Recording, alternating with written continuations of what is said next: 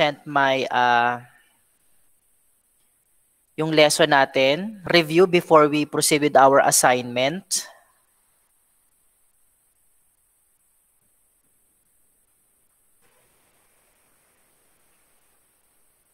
Ayan. So nagsimula na tayo sa ating lesson on financial statement. What you have to understand sa financial statement, tatandaan nyo, it is like a picture or a resume ng isang kumpanya, and it shows the three major accounts: the asset, the liabilities, and the owner's equity. And we have to understand that you have to remember that the date on the header of the statement of financial position kailangan naka as at or as of. Okay? So magsimula tayo sa asset. Again, asset is a resource controlled by the entity as a result of past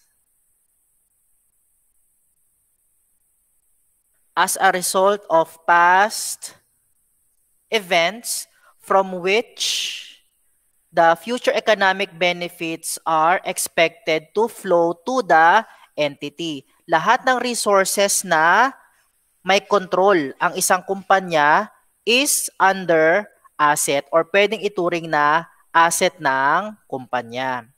What are the classification of assets? Assets can be classified as current and non-current asset. Pag current asset, the asset can be realized or can be liquidated within 12 months. Beyond that, non-current na ang tawag natin sa kanya. So, nandiyan si cash and cash equivalents, trade account receivables, note receivables, interest receivables, investment properties or investment securities, inventories. Again, bago to sa ano natin, inventories. Si inventory pwedeng maging finished goods, pwedeng maging in process or goods in process, pwede rin naman siyang raw materials. Okay? Yan.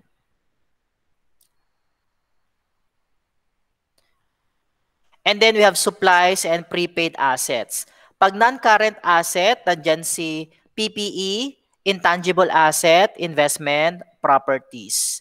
Okay, itong investment properties dito, ito to, pwede siyang, remember ha, pwede siyang maging current asset basta the securities is purchased by the company for profit generating purpose. Okay? Basta within 12 months. Yung investment property kasi na nandito, most likely, ito yung mga pang long term. Mga in long-term securities. And then you have the biological asset. Liabilities, katulad ng, these are the obligations. Present obligations of the company that result in the outflow of the resources of the company. Katulad ng current at saka non-current. Katulad ng asset, meron din siyang current and non-current. Within 12 months is current liabilities, beyond non-current. Merong payable, accounts payable, notes payable, interest payable, accrued expenses, income tax payables. Under ng non-current liabilities na long-term debts, kapag beyond 12 months or 1 year, siya ay long-term debts na. Now, ang long-term debts, normally, annual ang pagbabayad. Kaya yan nahahati into current at saka non-current liability. If the problem does not indicate na mayroong payment na nangyari for the long-term debt, hindi nyo yon babasagin into non-current and to current. Kapag yan lang ang naka-indicate, pasok yan parate sa non-current liabilities. Okay?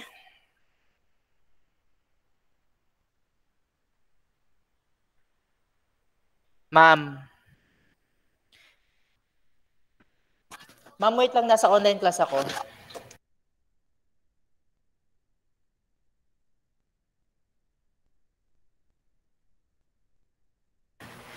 Sorry naman. Commercial. Okay, let's continue. And then bonds payable. So we have the statement of financial position. May statement heading, ito yung nasa itaas.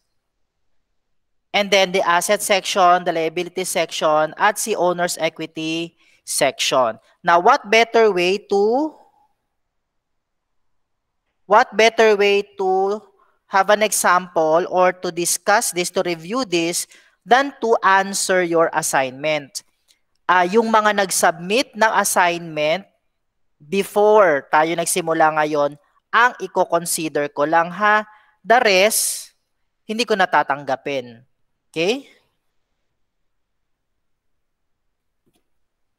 Hindi ko natatanggapin. What happened to my pen?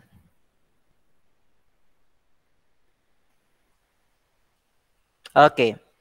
So, ito, sige nga, i-ano nga natin isa-isa. Pwede ba ako mag-type dito? Let me...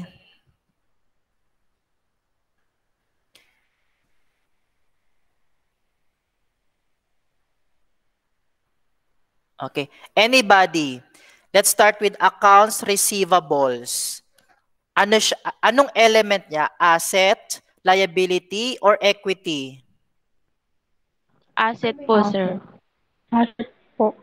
An asset, classification. Current po. Yes, current. Accounts receivable is asset tapos current siya. How about bonds payable? Liability po, sir. Liab. Classification. Non-current po. Non-current po. Non. Yes, very good. Non-current. Sige nga, tatawag nga ako dito para hindi kayo sabay-sabay. Para di na, nakikita ko kayo.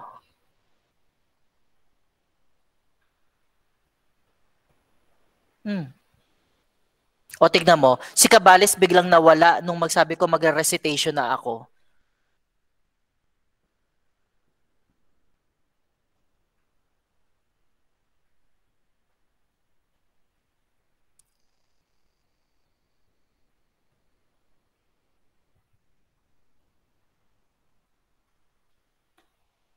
Itong si Cabales, very good din. Biglang nawawala eh.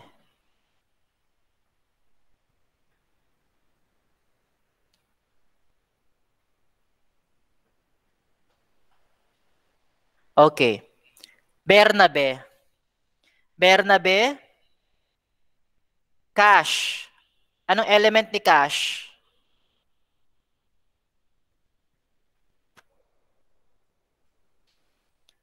Asset po. Classification? Ano ba? Current po. Current. Aba, nag-isip pa talaga, no? Jana, cash in bank. Element. Asset po. Classification? Current. Very good. Cash on hand. Gregorio. Element. Asset po. Classification. Current po. Okay. Finished goods.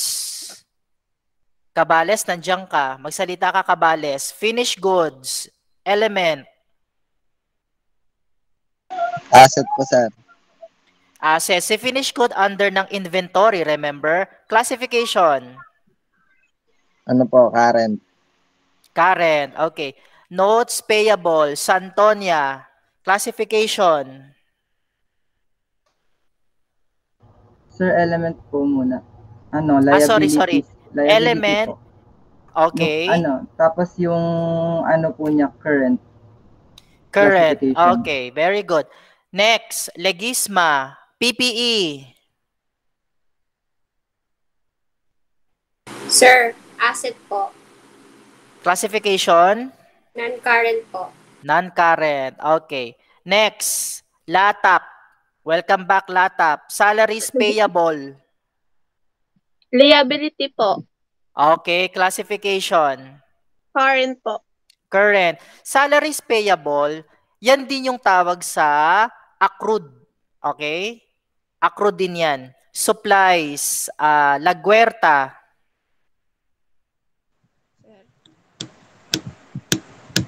Assets po.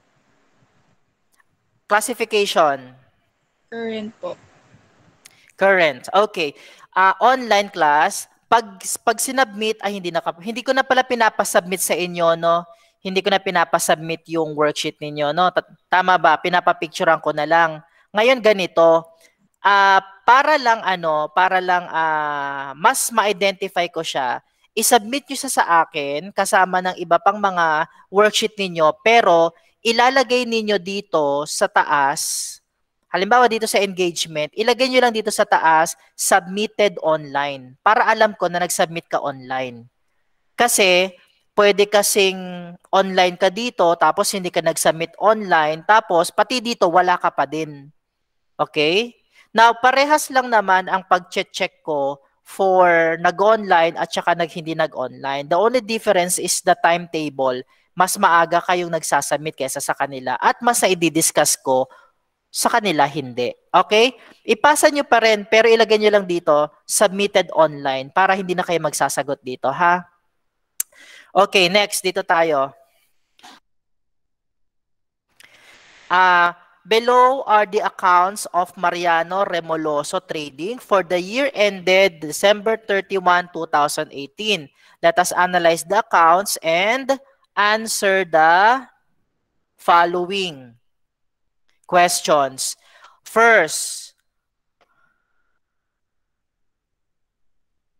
bring out your calculators. Magtatawag ako, ha? How much is the total current asset? Pag naghanap tayo ng total current asset, syempre hanapin muna natin yung mga current assets. Ano-ano yung mga current assets? So, nandyan si account receivable, si cash, inventories, ano pang mga current? Supplies and prepayment under ng current. Ayan.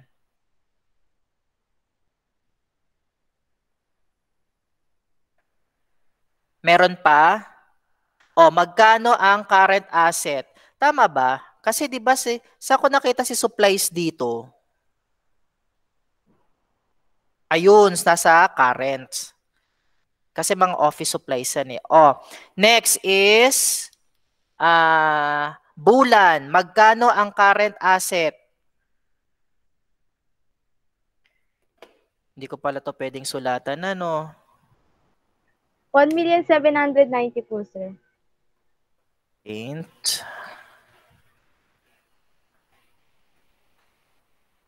New. Okay.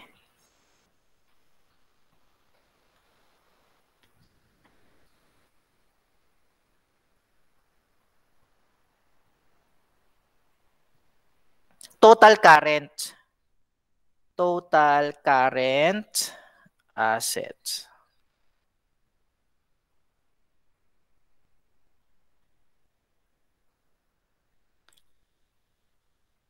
Anong inad natin? 140,000 plus 1 million plus 450,000 plus 100,000 na supplies. Anong sagot mo? 1,790,000 po, sir.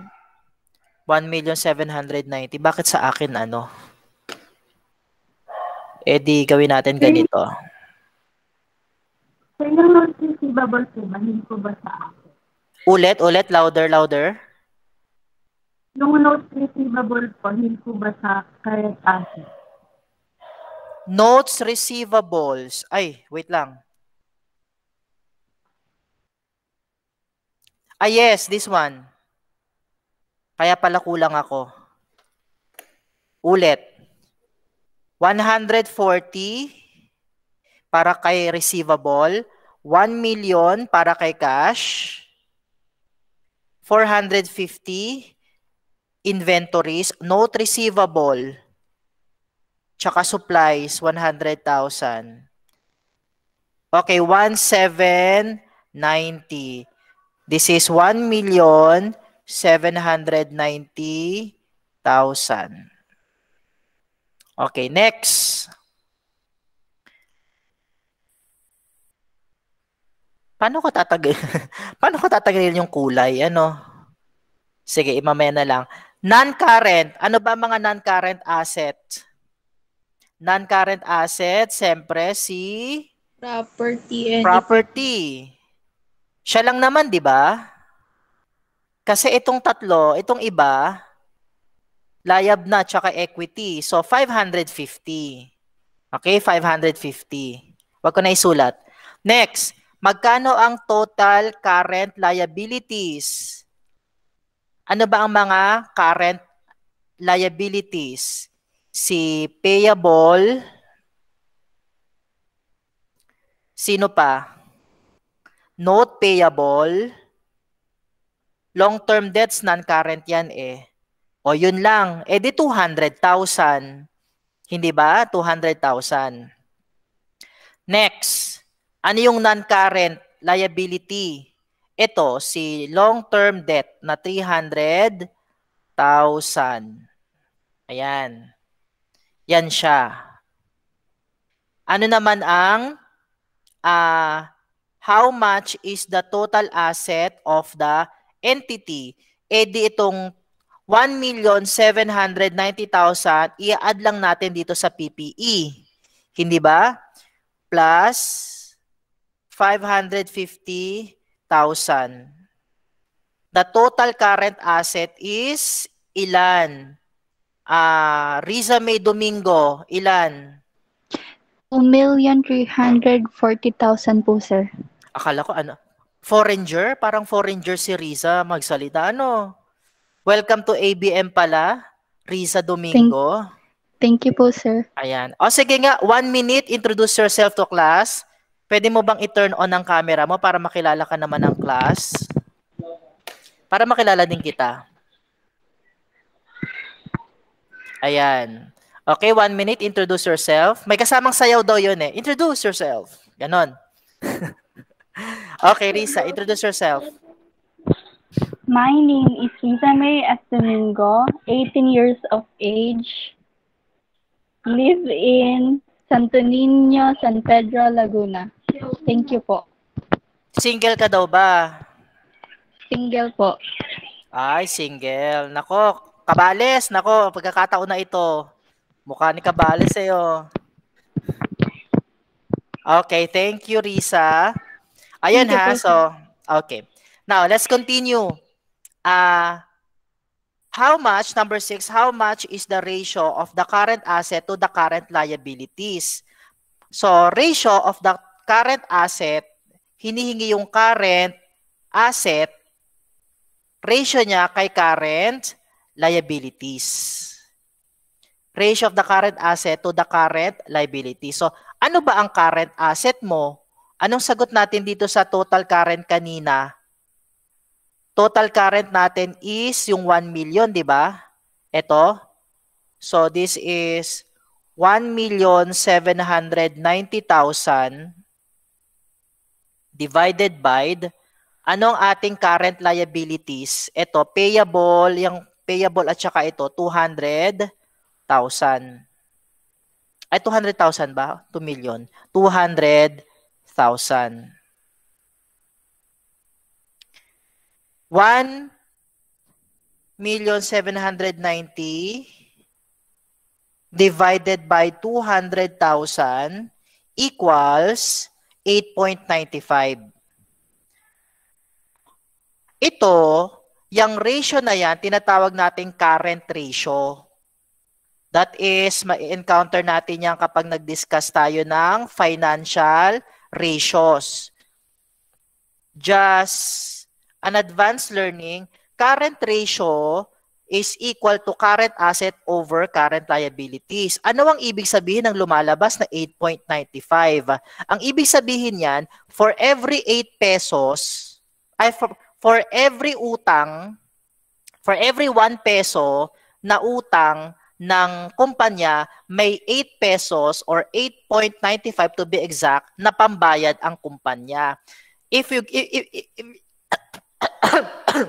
if you're going to analyze, ang ibig sabihin nun, may sapat na pambayad ang company sa kanyang currently growing short-term obligation. So maganda ang performance ng company. At ito ang gustong ratio, ito ang gustong value ng mga kumpanya pag current ratio pinag-usapan. Dapat as much as possible, positive siya. Okay? Kasi yun ang ibig sabihin nun. May pambayad yung kumpanya. Okay?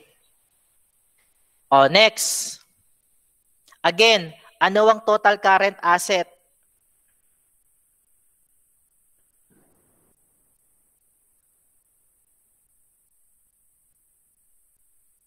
Green naman. Number 1.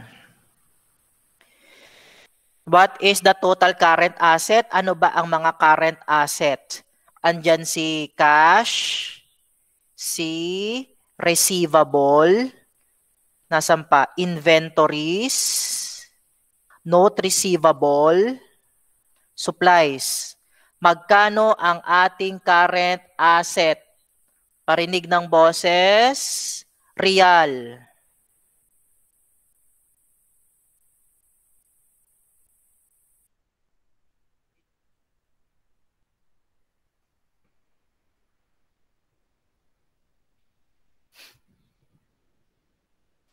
How much?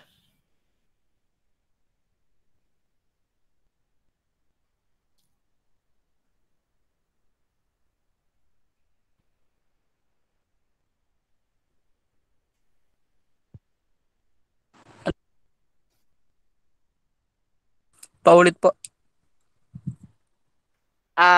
Account receivable, 70,000. Cash, 500,000. Inventories, 225,000. Notes receivables, 50,000. Supplies, 50,000. Magkano ang ating total current asset? Ano po? 895,000. Okay. Total current asset of the company is 895,000. That is correct. Next, magkano ang kanyang non-current? Ang non-current niya ay itong si PPE. Sino pa? Wala na. So, 275. Next, magkano ang kanyang total current liability?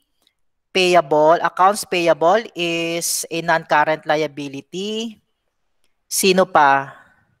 Notes payable, meron pa? Wala. So that is 50,000, 50,000 is 100,000.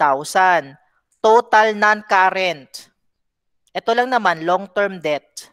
Ang kanyang total non-current. Ayan. Total non-current. Magkano ang kanyang total asset? Pag nag-total asset tayo, current, ang kanyang total current asset na 895,000, idadagdag natin sa non-current, which is 275. So plus 275,000.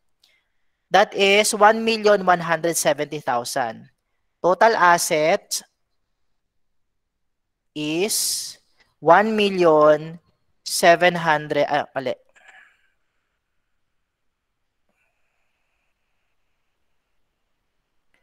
1,170,000. Ayan. Balik tayo. How much is the current asset, the ratio of the current asset to current liabilities? What is the current asset?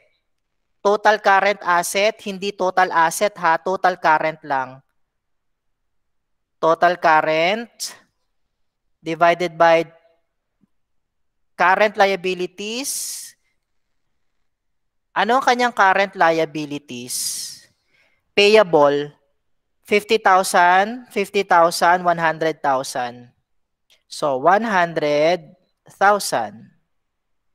So, ang kanya ay 8.95. Parehas ba sila? 8.95 din. Yan.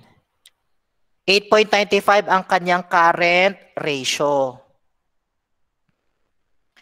Anong ibig sabihin ulit ng current ratio? For every 1 peso na utang ng kumpanya, may pambayad siyang 8.95 pesos. Therefore, maganda ang asset standing ng kumpanya ni Ramon Torrelio. Ganun ang ibig sabihin nun. Okay? Raymond Arbolida Company. Ito, gagawa tayo ng financial statement. Nagpasa na, hindi na ako tatanggap as of today ha. Dapat nagpasa na kayo nito. Nagpasa na kayo nito before today. So, kahapon or kanina. So, yan ay si Raymond Arbolida. So, I'm going to show you kasi mas madali kapag sa Excel natin ginagawa. Okay, so hindi, kay Betcho ito. Here, I copied the trial balance dito sa spreadsheet. Ganyan. Okay? And then, gagawa ako dito ng notes. Lagay ko na lang notes 1 kasi meron na akong ano. Tapos, financial position. There.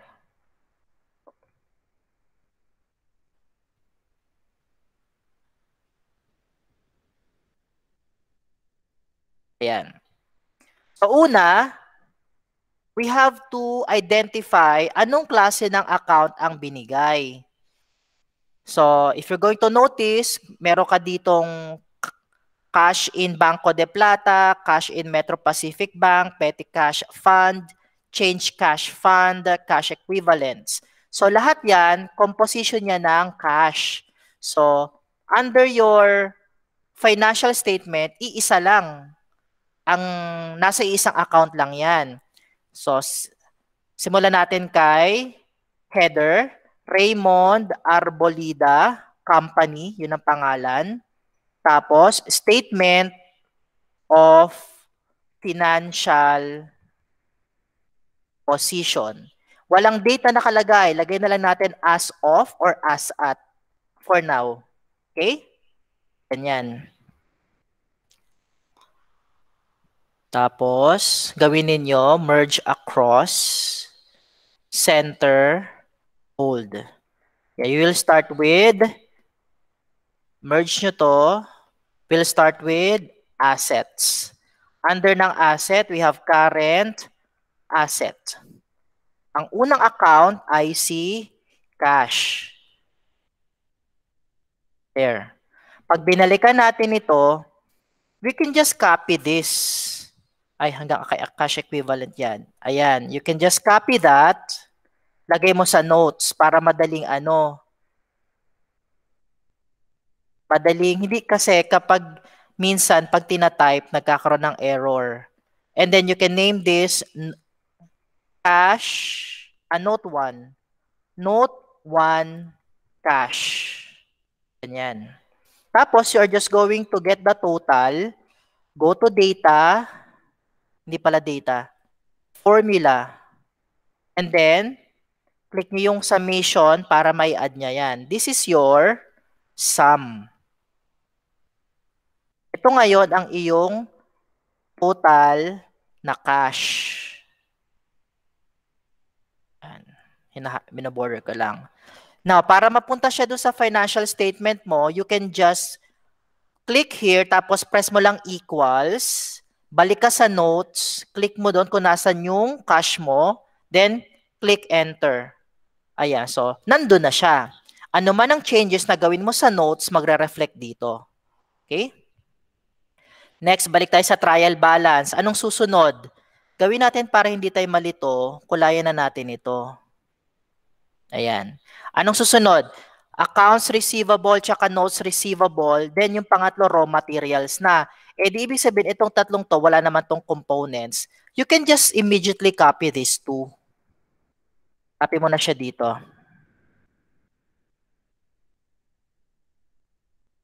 Ayan.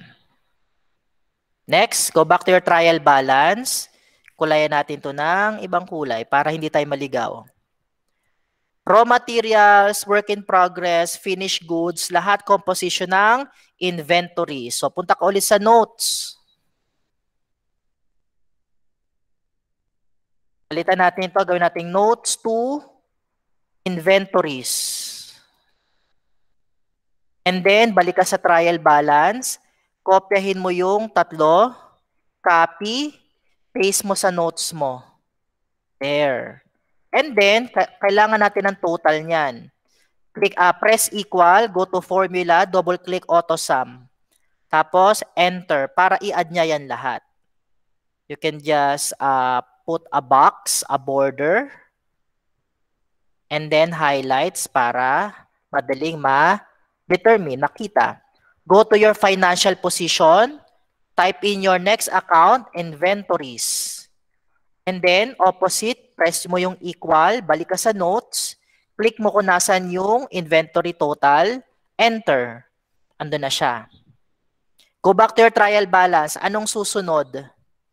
Land, vehicle, fixture. Lahat ito ay wala pang kulay si ano.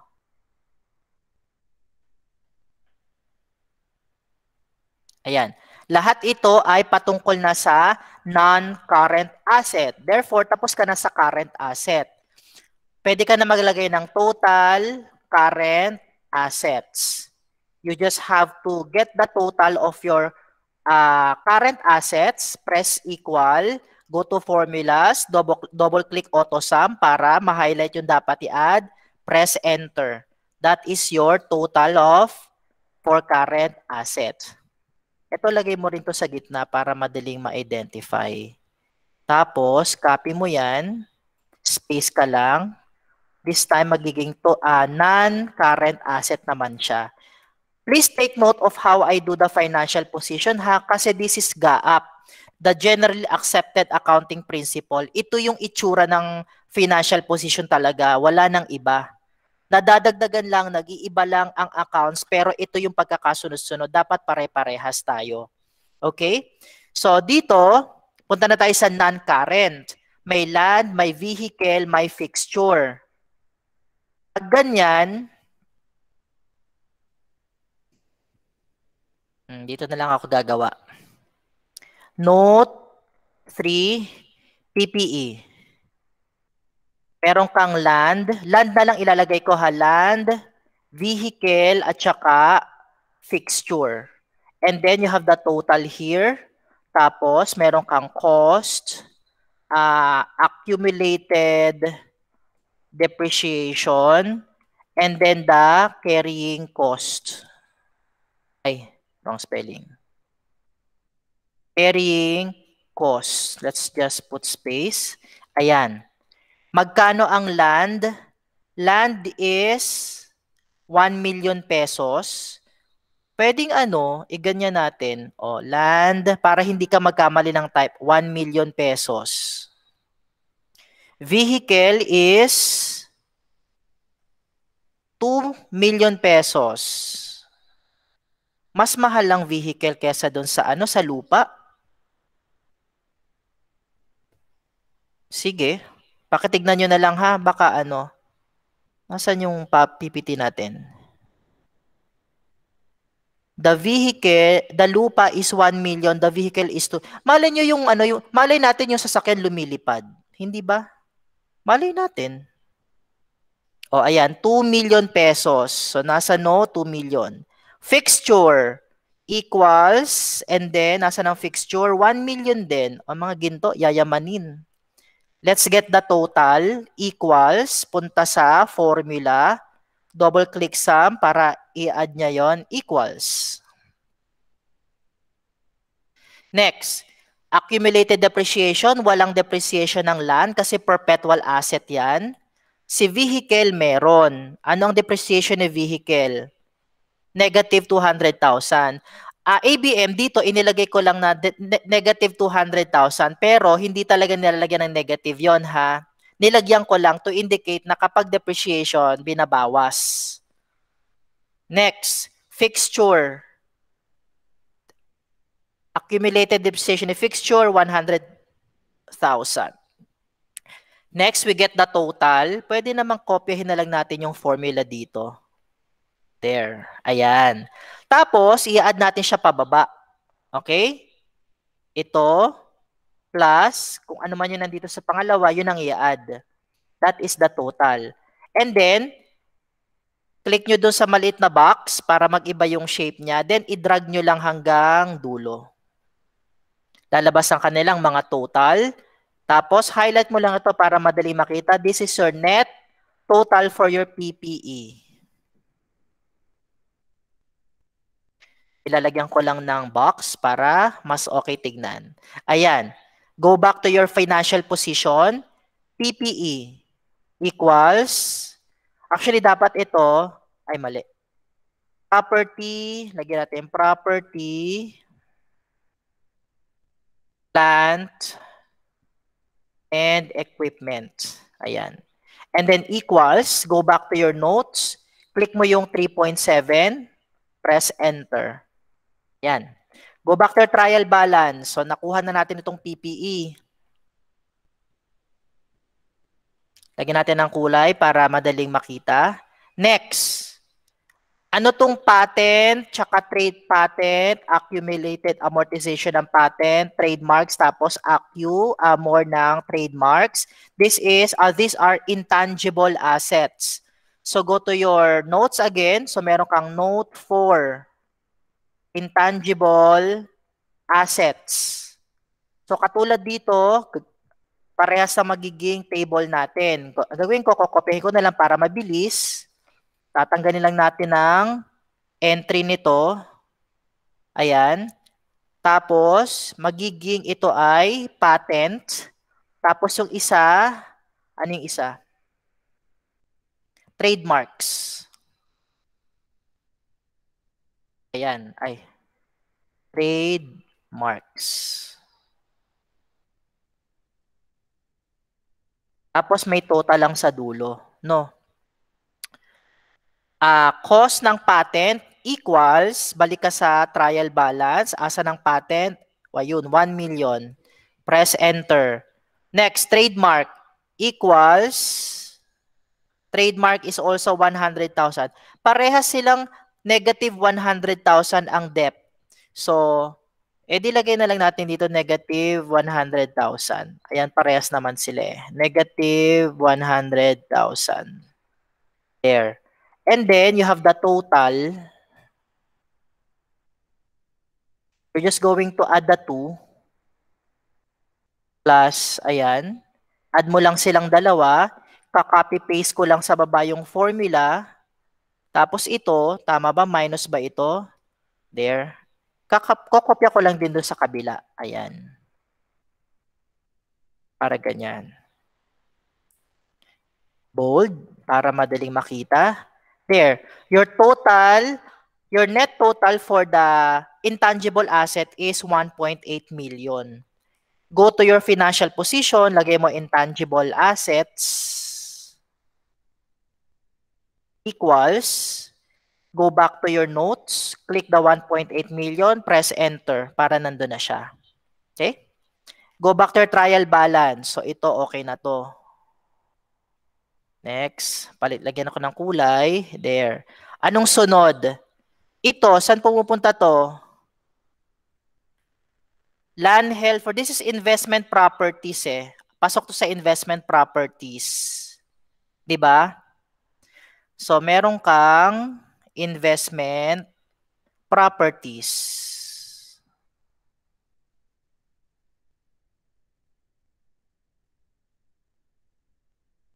Equals nga lang ba? Or i-copy-paste ko na lang? Medyo malayo. Copy, investment properties.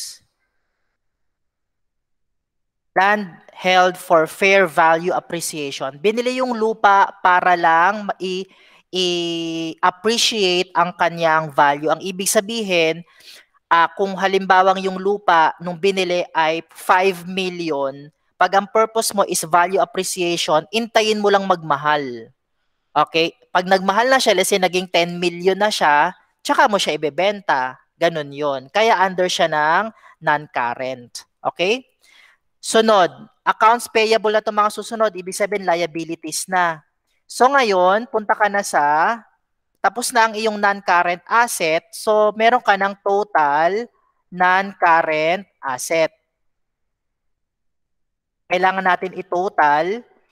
Press equal, go to formulas, double click the summation symbol para makuha mo yung total. Then, i-bold mo, highlights, and then meron ka ng total assets.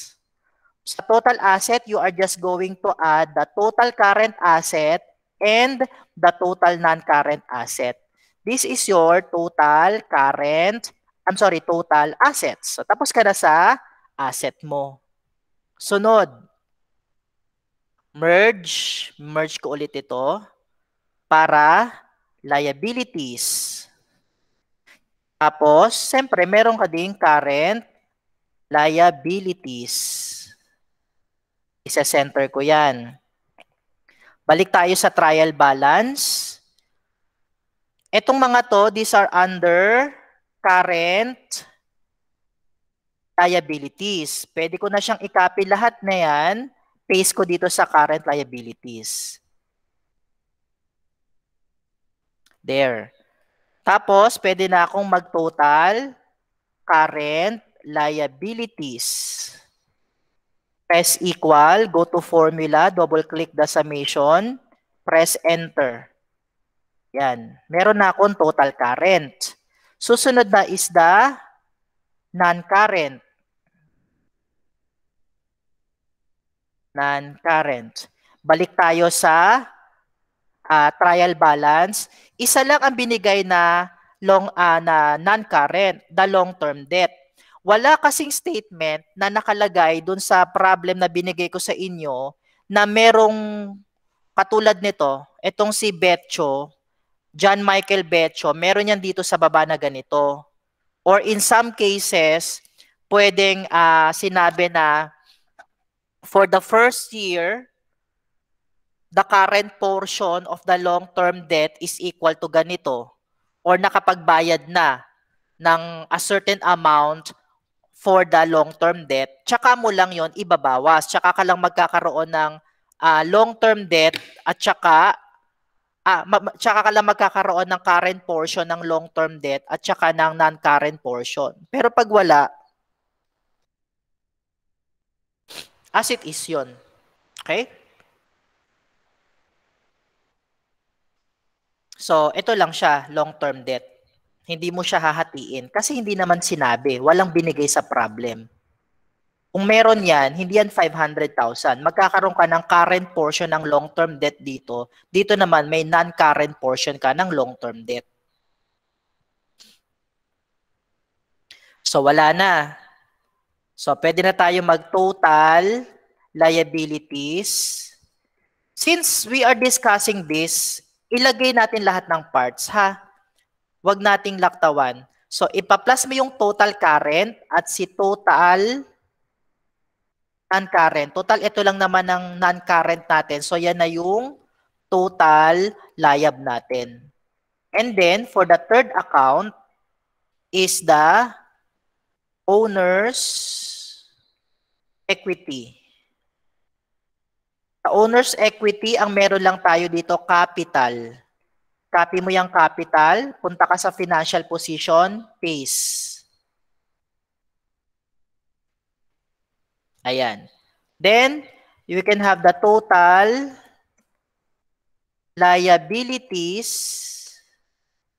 and owner's equity.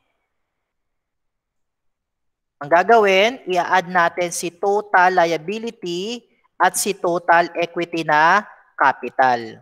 So, 29 million yan. Kailangan, yung dalawa equal. Para masabi na balanse ang ating financial position. Tapos, lagyan lang natin ng box na ganito. Asan? Ayan. This is your complete financial position. Ganyan ang gusto kong itsura ng financial position niyo kasi ganyan naman talaga siya dapat. Siyempre, huwag nyo nalagyan ng kulay. Hindi kasama yung kulay dito. I remember one time last year, last year during nung grade 12, yung grade 12 noon, gumamit ng red ball pen para daw madaling ma-identify ang mga total. That is wrong. Financial position, always black yan. Yan ang itsura niya talaga. Hindi ka pwedeng gumamit ng ibang kulay. Hindi mo siya pwedeng kulayan. Kinukulayan ko lang ito para sa madaling or para for easy distinction. But, pagdating sa financial reports, black and white yan parate. Okay? Ganyan dapat. Sino ang bumalanse? 29,875,000. Patingin nga sa chat box. Pakitype nga ng yes kung bumalanse.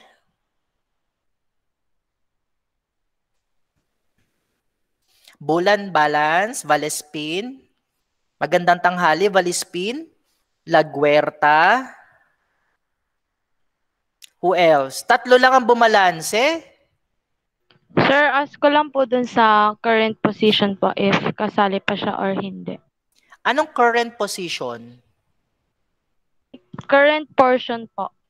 Ng alin? Doon po kasi sa other example niyo sa PDF is may given na current portion po. Yes, pero dito ba may given na current portion? Sinabi ba na nagbayad sila ng current portion ng long-term debt? Di ba hindi naman? So kung hindi siya nakalagay, hindi in-indicate ng problem, yung buong long-term debt mo, nandun lang siya sa non-current liab. Okay? Sir, akin po balance pero nasama ko po yung current. Naglagay po ako. So, ano yon? Ginamit mo yung 10% naglagay ka ng kasi kung okay, listen. Kung isinama yon, babalanse pa rin naman kasi yan. Kasi oo nga po, sir. Kapag inad mo yung current portion at saka non-current, ang total pa rin naman nun is yung 5 million. Pero, again, kung hindi in-indicate, hindi mo kailangang isama. Kasi pag binasa yan ng mga users, iisipin nila, ibig sabihin may nangyaring payment, wala namang in-indicate na nagbayad. So, nabawasan ang yung long-term debt. Nagkaroon ka ng overstatement sa yung liability, tapos, since nagkaroon ng bayad yan, magkakaroon ka ng magiging understated ang liab mo kasi nabayaran mo na. Magiging ganun ang effect niyan. Okay, next time hanggat hindi ini-indicate ang problem, hindi tayo gagawa ng kahit na ano. Ang financial statement kasi black and white yan. Unless may sinabi, hindi natin pwedeng i-indicate. Okay, next time ha. Okay, how about the others? 4 lang, Bulan, Valespin, Laguerta, Ayala, 4 lang ang tumama, nakabalanse sa financial statement. Domingo din, very good.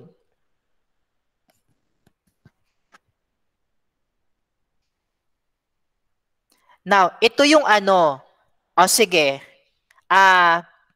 Since it's 2:28 na, na tayo, magwa 1 hour na, I'm going to give you a chance to recheck your answer dito kay John Michael Betcho. Okay? Kung nakapag-submit na kayo, walang problema. Ang i-consider ko lang na resubmit ay itong John Michael Betcho. Pwede nyo siyang i-resubmit sa akin with your corrections na. At least na i-discuss ko na tong part na ito, alam nyo na kung anong gagawin sa kanya, mas maitatama nyo na yung sagot ninyo kay John Michael Betcho. Okay? Tapos, isama nyo na itong pagsagot dito sa baba. Question. Hanggang anong oras po, sir? Sino yun? Si Laguerta yun, ano? Tama ba? Opo, sir. Ako, mahilig sa extension nitong si Laguerta. Hanggang 5 o'clock. Sige, hanggang 5 o'clock. Total naman may sagot na to dapat eh. Kumbaga, i-correct nyo na lang. Kaya nga, kung kaya ninyo na ang... 11:59. Abay nako, Bulan. Iisang statement, Sir, wala 11:50. pa ako sa bahay. Nako. Siya na lang. Ano yun, Sherwin? 8 p.m. Mhm. Pwede naman 8-9 po, sir. Kasi alam nyo, mga Sir, anak, final 10. kasi may sakit kasi ako na pagdating ng 5 o'clock, pag umalis ako dito sa bahay at umuwi na ako sa amin, alam nyo ba na TikTok na lang at Facebook at Instagram ang binubuksan ko? Hindi na ako nagbubukas ng kung ano-anong trabaho. Collab daw, sir, sabi ni Santonia. Ano? Collab daw Collab po. daw po. Makakolab ka. Wait lang, nagpe-prepare ako. Manda kayo sa akin pag ako nag-collab. Hindi. Sige hanggang 9 p.m. mamaya. 9 p.m. So, kung kaya ng Excel, mas maganda kasi mas mabilis. Okay? Pag hindi kaya, gumamit ka ng kahit na let's say yellow pad or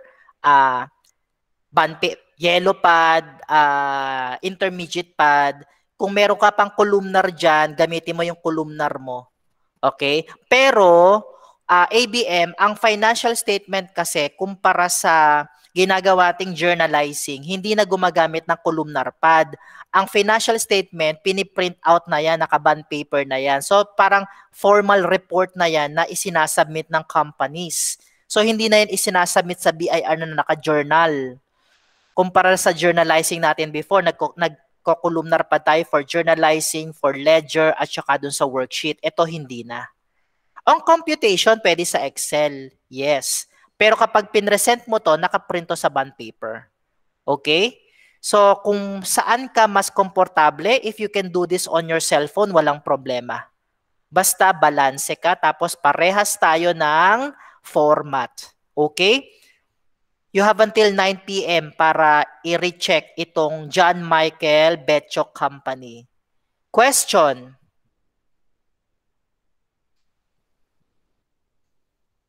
Question po.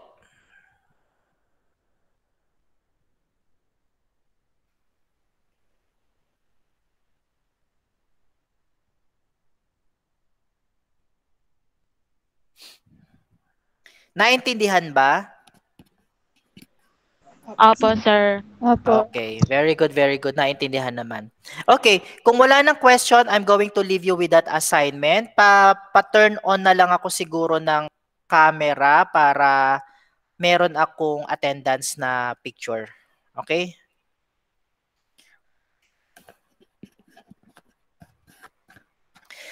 Real, ayan, we have Gatan. Sino pa? Gregorio, hindi kaya. Cabales. Laguerta, Legisma. Ayan. Okay, 1, 2. One more. 1, 2. Sana, Bernabe, nagsusuklay din tayo paminsan-minsan, ano? Para ano? Kakagising ko lang, sir. Ayan, yan tayo eh. Pero wag kayo mag-alala, naka-record to. Once na ma-save na to sa Gmail ko, I'm going to attach the link to the GC natin para pwede niyong balik-balikan at mapanood din nung iba niyong classmates. Okay? Sayang-saya nila Guerta at saka nila Gisma. May pinagtatawa na to. At saka si Bula, nagtatawa tong mga to. No, saya-saya. Okay, kung wala na ha? Magkakasabot yan. Oo nga, feeling ko nga. Sir, kasama po ba mukha namin sa recorded? Hanggang dito lang naman attendance lang. Pero kanina, ang nakikita yung screen ko. Ganon. Okay po, sir. Conscious, hindi nakapagpulbo kasi recorded. O sige, okay na yon. I-attach ko na lang later on. Kung wala nang question, that's it for today. See you again next week. Goodbye, class. Bye po. Bye, sir. Thank you po. Goodbye. Goodbye. Thank you po. Thank you, sir. Sayang-saya nila Guerta. Hello po. Thank you po.